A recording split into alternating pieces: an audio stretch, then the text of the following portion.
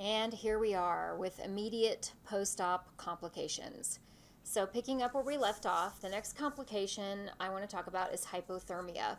It shouldn't surprise you with how cool I mentioned that the operating rooms can be, that the patient's temperature can get a little cooler during the surgery.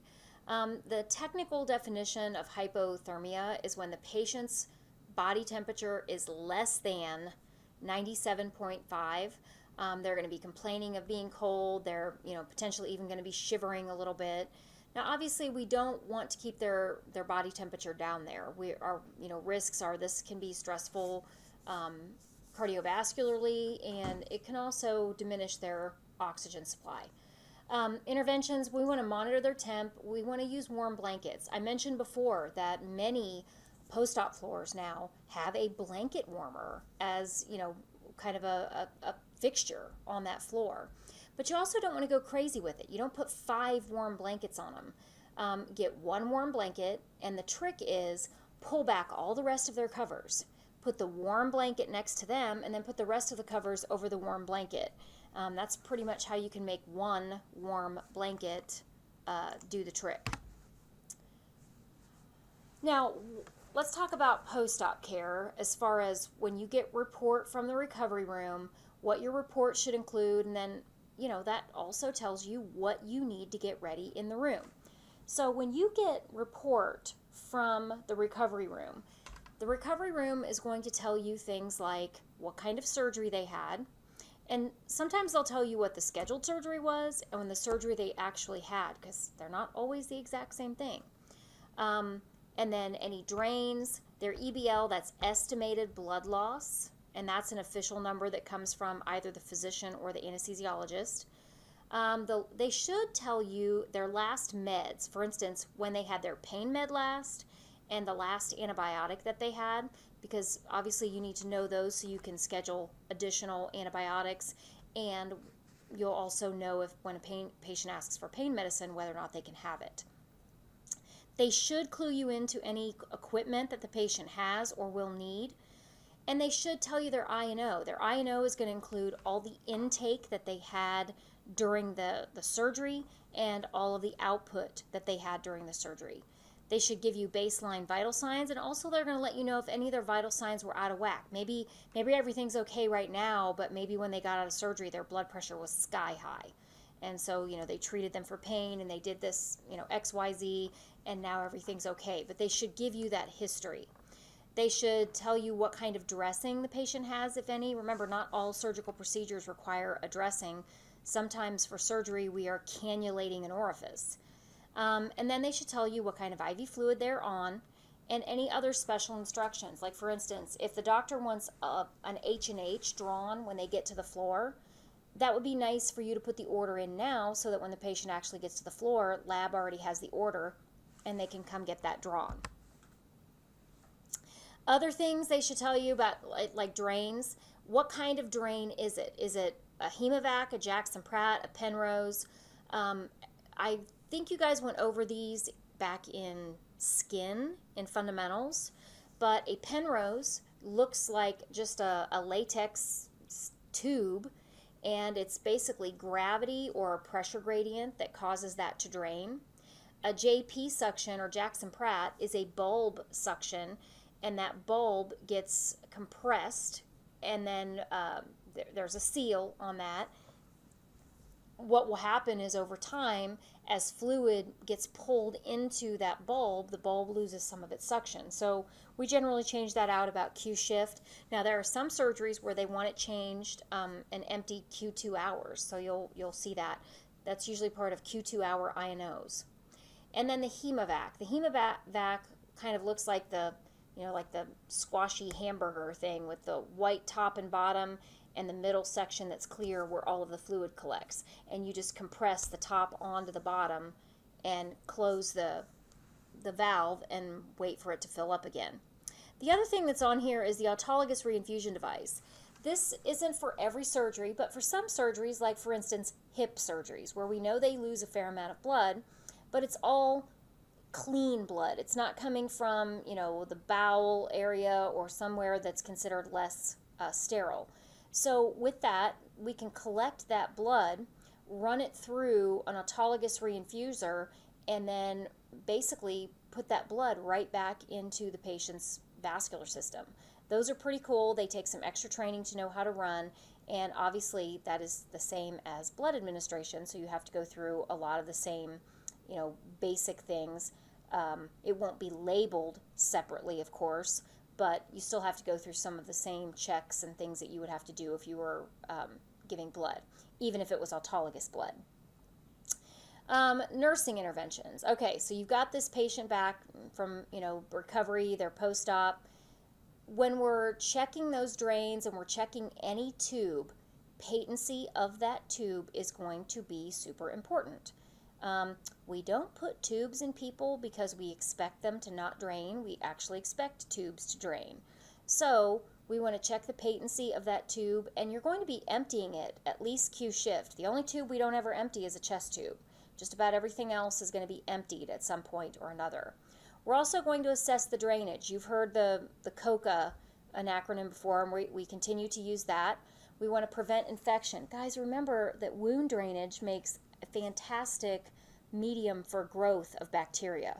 So you want to empty the drains, but also if some of that drainage is leaking around the drain and coming out onto the dressing, that dressing needs to be reinforced or changed regularly so that that is not a way for bacteria to enter in. And then the skin integrity itself around the drain, we need to keep very close eye on that. Skin integrity is something that we obviously need to concern ourselves with. Not every surgical procedure makes an opening in the skin, but many surgical procedures do. So for many patients, altered skin integrity is going to be one of their primary nursing diagnoses. When we're assessing the dressing, I mentioned before that looking at the dressing is kind of part of post-op vitals. When we're looking at, doing vital signs, peek at that dressing. The nursing interventions that you might use for that dressing is, first of all, and I think I've mentioned this already, but in case, I want to make sure we all understand that you do not take down a post-op dressing, the initial surgical dressing, without an order. That first dressing is put on under the best sterile conditions possible because it's put on in the OR and usually is meant to stay in place for 24 to 48 hours to give enough time for epithelialization to occur across the incision line and give a basic seal to that wound, reducing the risk that infection can get down in there. After that, you might have an order to routinely change the dressing. Or say that we're within 12 hours and the dressing is, there's a bunch of stuff oozing out, and you let the doctor know and they say, well, and first couple times we're just going to reinforce it. What you're going to do when you reinforce is just put more dressing, more gauze over top of what's already there, and then, make it occlusive again. But if you reinforce the dressing once or twice and it's still seeping through that, there comes a time in which you may have to change that dressing. Don't change a post-op dressing, the initial surgical dressing, without an order. But once you have an order, you may be changing that dressing. Now, whereas most dressing changes that we do are done under clean technique, if you are changing a dressing within the first 24 to 48 hours post-surgery, more than likely you're going to have to use sterile technique to change that dressing. For the same reasons I mentioned earlier, we may not have that epithelialization yet, so we need to be extra careful we're not introducing bacteria. If they would prefer that you do a sterile dressing change, then you're going to do it just like you learned back in fundamentals. When you did that sterile dressing change, you're going to wear sterile gloves, you're going to have a sterile field, you're going to be flipping sterile stuff out onto the sterile field and making sure everything is done in sterile fashion. Obviously, we need to document whatever we do, and if you see anything that's out of the ordinary, that is definitely something that you want to include in your documentation. Now, wound healing is something that we have to pay close attention to on post-op patients. Most of the time, we don't get to see the wound every shift. If the patient's on a daily dressing change, well then only the nurse who changes the dressing is actually going to get to see the wound. Everyone else is going to be documenting on the dressing, and that one nurse will be documenting on the wound. the thing to note here is if you are the person who gets to do the dressing change, then you need to do a very thorough assessment on that wound while that dressing's off before you put the next dressing on, because you're going to be the only one charting on it. We definitely know that there is a high risk for, altered healing of the skin or wounds with elderly patients, with anybody who's diabetic, anyone who's malnourished, the patients who are morbidly obese. All of those things are going to make wound healing more difficult. So, back to what we talked about earlier in this lecture when we talked about the nutrition. We were assessing nutrition on our patients. If they haven't already instituted a higher protein diet, we need to get them there, and we need that high concentration of vitamin C to help us with the epithelialization. Sterile dressing changes are not something that are commonly done anymore. Many of the dressing changes that we do are clean, meaning we might be able to hold one side of the gauze with a clean glove, but the side that's going toward the patient will not be touched, therefore it is still technically sterile. But sometimes they're going to want you to do an honest-to-goodness sterile dressing change. Just like you did in fundamentals, you're going to have to set up a sterile field, you're going to have to get everything ready, and make sure that every step of that process is sterile. Dressing changes can be very fun. They are something you feel very nursey when you're doing dressing changes. But dressing changes can also be very intimidating because depending upon the type of wound that you are talking about, dressing changes can be very time intensive and involve a lot of steps.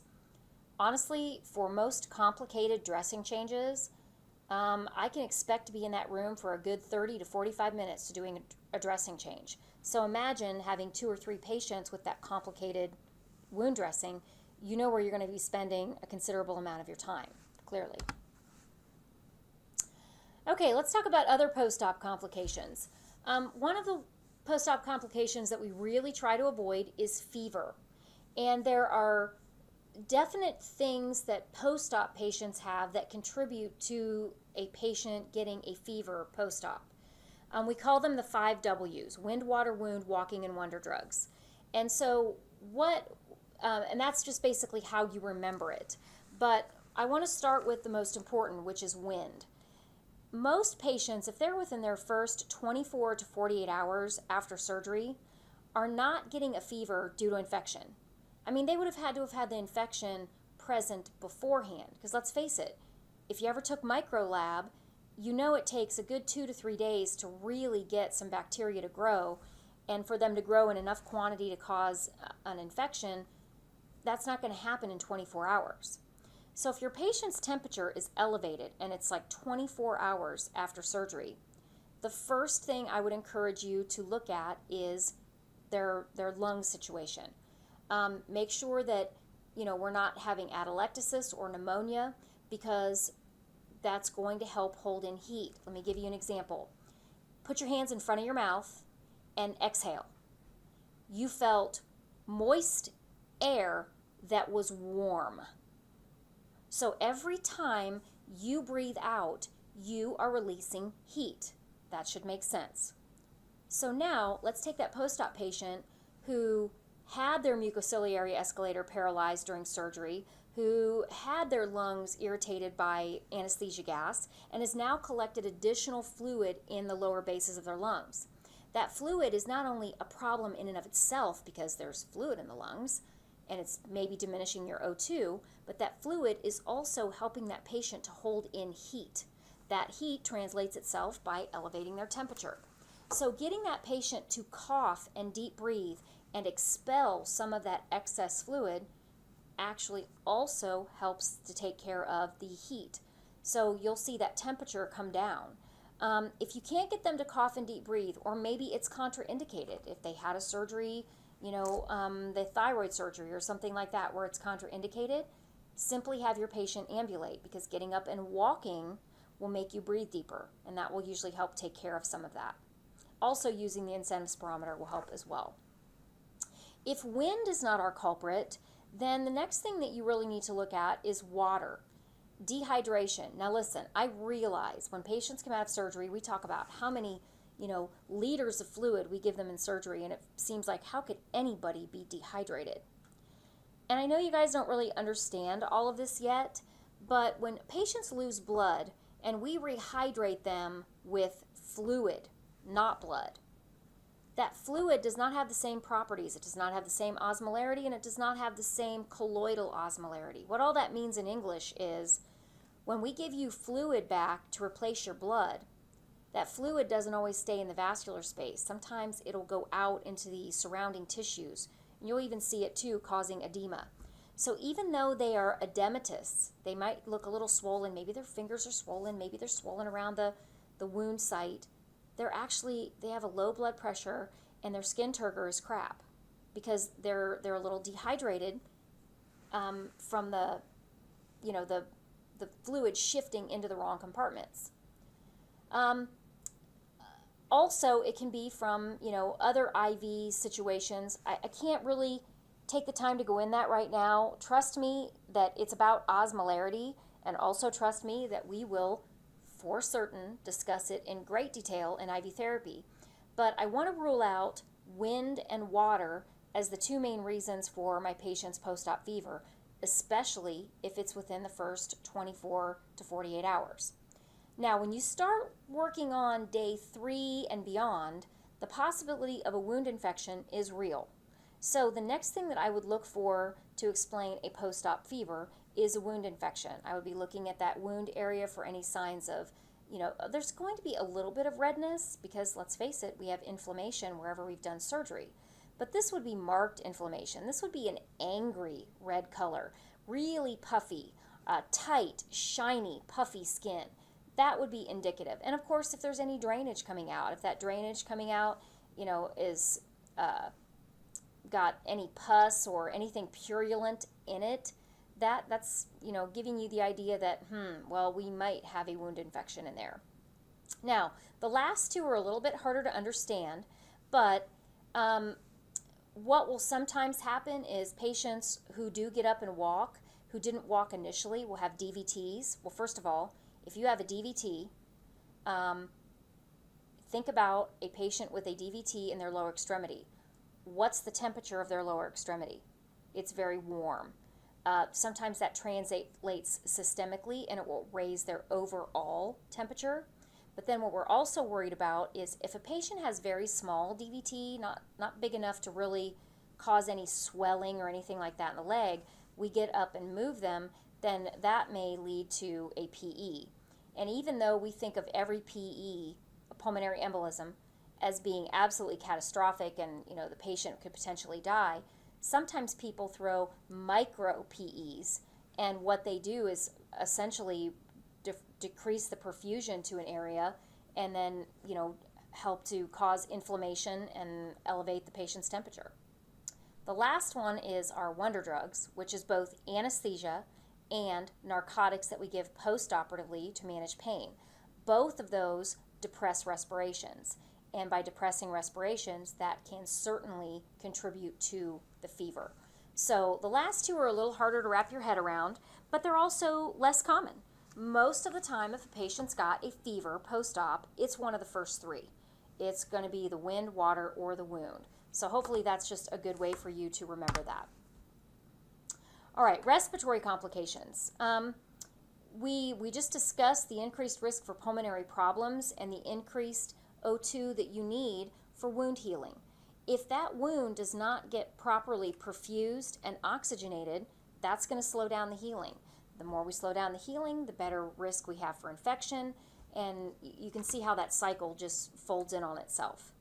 So possible complications we can see post-op. Our patient can have that atelectasis that we're talking about, that collection of fluid. Atelectasis, by definition, is more than just fluid. It's when there's enough fluid in the alveoli that when the patient exhales, the alveoli slaps shut because of all the fluid in it, and then when they inhale, they're incapable of exerting enough pressure to open that alveoli back up. So that's atelectasis. Pneumonia is simply the collection of fluid, and it can be in all of the different lobes of the lungs, not just the bases. We've, discussed PEs. Of course, normally when we think of a PE, we think of the catastrophic variety, and that's because they're the most common. But that's not the only type of PE a patient can have. And then last but not least is fluid overload. It's been mentioned a time or two in nursing school. It's going to be mentioned about 50 more times when we get to IV therapy. But if you have excess fluid or your fluid is not staying in your intravascular space, it shifts. And the easiest, most expansive place for fluid to shift is into your lungs. Well, obviously, if fluid shifts into your lungs, that is going to impact your oxygenation, and that's going to cause further respiratory complications. Now, if your patient has had surgery, they've had anesthesia. If they've had an inhaled anesthesia gas, this is going to increase the risk for all of those possible complications because that anesthesia gas is irritating to the lungs. If your patient is immobile, if they are, for either because they are just not good at getting up or because of the type of surgery that they had, that we can't immediately get them up and move them around, immobility can contribute to respiratory complications. And sometimes just the positioning in the bed. Did I mention positioning in respiratory and airway? I think I did, but check me on that. But when you are sitting kind of down in the bed and that patient kind of scrunches down and they kind of get all folded up on themselves, it's going to impact their respirations. Sometimes one of the best things you can do to improve their respirations is lower that bed down a little bit and use a draw sheet to help the patient move up in the bed so that they're sitting properly and their upper body is actually more straight. Suddenly their breathing is automatically better. And then pain. If you've got an abdominal or chest wound from surgery, taking a deep breath is not a comfortable thing. So to protect themselves, people end up trying to rely on taking shallower breaths, and that shallower breath is not going to offer as much oxygenation as a nice deep breath. So it's imperative that we manage pain. That is, of course, a double-edged sword, because when we manage pain and we give them good pain management so they can take a deep breath, the medication that we give them to manage pain oftentimes depresses their respirations. So you can see how much fun we can have with all this. So respiratory complications, well, if you have respiratory problems, it could increase your temperature. That, I think, has been well covered. It will definitely impact your breath sounds. Pay attention to what your stethoscope is telling you and stop listening to one area of the lungs. People have multiple lobes. You need to be listening in multiple areas. And pay attention to what you're hearing. Are you hearing wheezing? Are you hearing crackles? Are you hearing rales? What are you hearing in there? The respiratory quality. Are they taking nice deep breaths or really shallow breaths? Then what's the pulse ox say? The pulse ox doesn't lie. If somebody's oxygenation is crappy, it's going to tell you that. And if their O2 is crappy, what do you do about it? Do you just write it down? I hope not. Not if you really want to be a nurse, because nurses do something about that. We're going to start with elevating the head of bed, see if that improves it. We may have to put oxygen on. We may have to do coughing and deep breathing if that's not contraindicated. Nurses don't get a pulse ox of 84 on a patient and just leave it go. They take that pulse ox and say, okay, I've got to do something about this. And they don't stop doing until they get the pulse ox, better. Look at their color, and then look at their cough and sputum.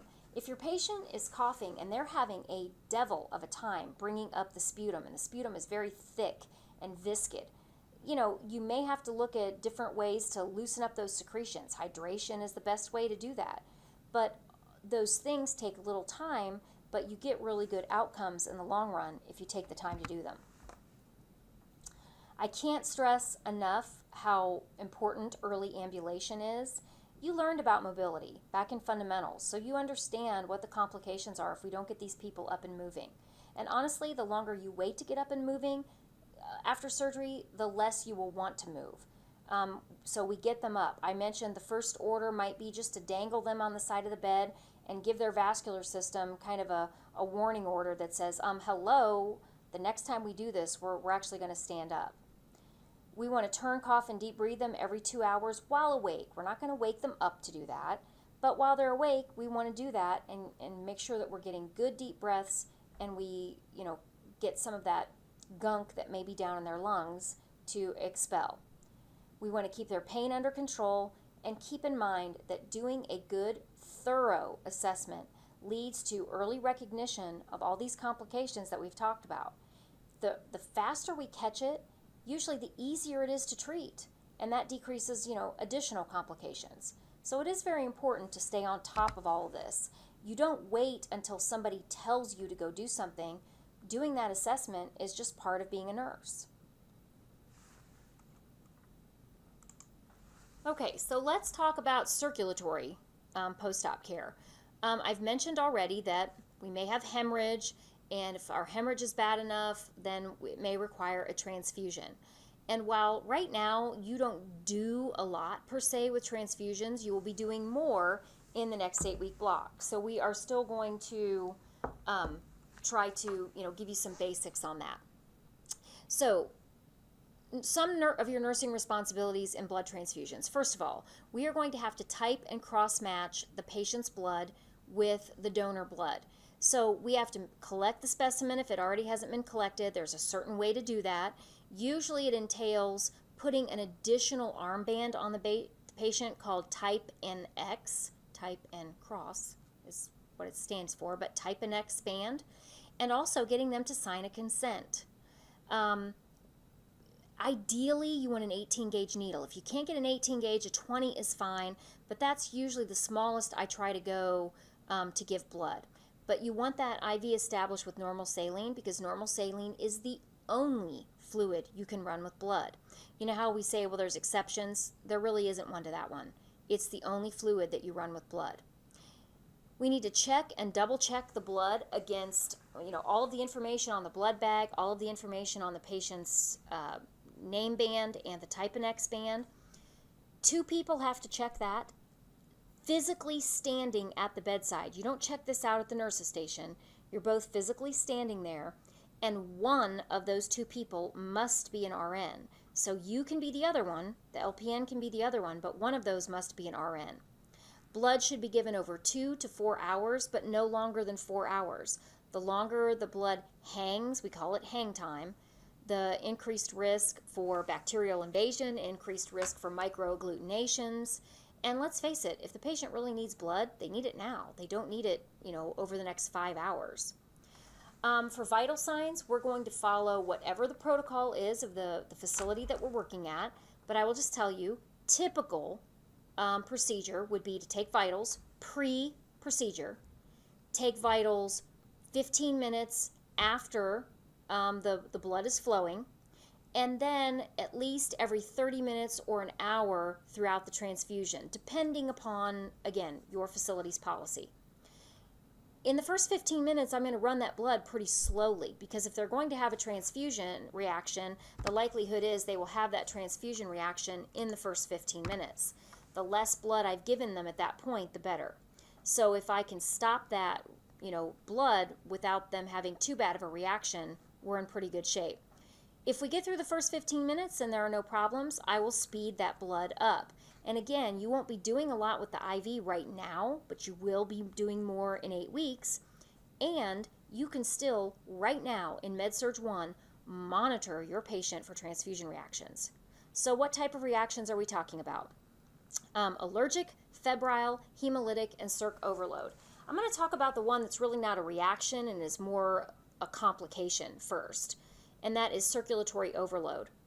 Because blood has big colloids in it, like red blood cells, especially if we're just giving packed cells, one of the things that will happen, I mentioned before that sometimes when we give patients fluid instead of blood, that fluid will leach out of the vascular system and go into the interstitial spaces. Well, when we give actual blood in replacement, that fluid finds its way back into the vascular system. We're giving the blood at a pretty good clip, and then all that fluid starts dropping back in the vascular system. So the risk is we can overload our patient's circulatory volume, and then we already know what we do when we're overloaded. We shunt fluid into the lungs. So you might start hearing crackles, or your patient might have a wet cough and coughing up frothy sputum. Those would all be signs of circ overload.